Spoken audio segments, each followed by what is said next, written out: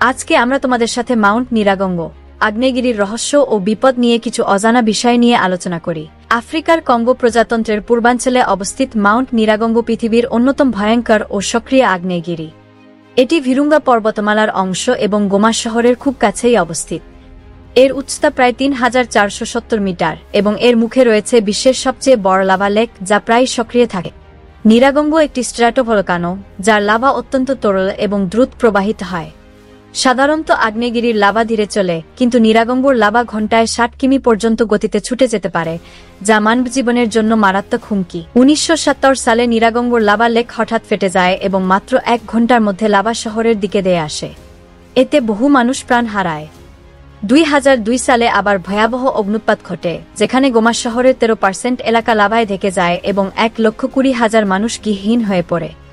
২০২১ সালের অগ্নুৎপাত ছিল আরও এক বিপজ্জনক ঘটনা, যেখানে কোনো পূর্বাভাস ছাড়াই লাভা ছড়িয়ে পড়ে। নিরাগঙ্গর লাভা লেকের নিচে জমে থাকা কার্বন ডাই অক্সাইড ও মিথেন গ্যাস লেক কিভুর পানিতে মিশে গিয়ে লিমনিক ইরাপশন ঘটাতে পারে, যা হঠাৎ গ্যাস নির্গমনের মাধ্যমে হাজার হাজার মানুষের মৃত্যু ঘটাতে পারে।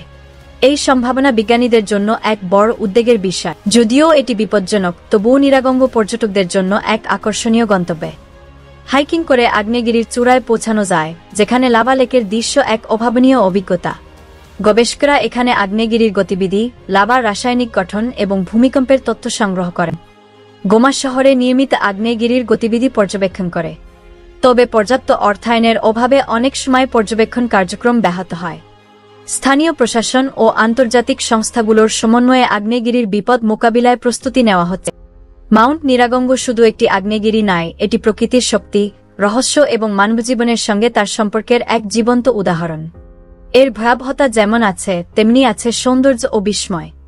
যদি ভিডিও ভালো লাগে তোমাদের, তাহলে আমাদের চ্যানেল সাবস্ক্রাইব করে আমাদের সাপোর্ট করো। আর তোমরা কি নিয়ে জানতে চাও আমাদের কমেন্টস করো, আমরা সেই নিয়ে ভিডিও বানাবো।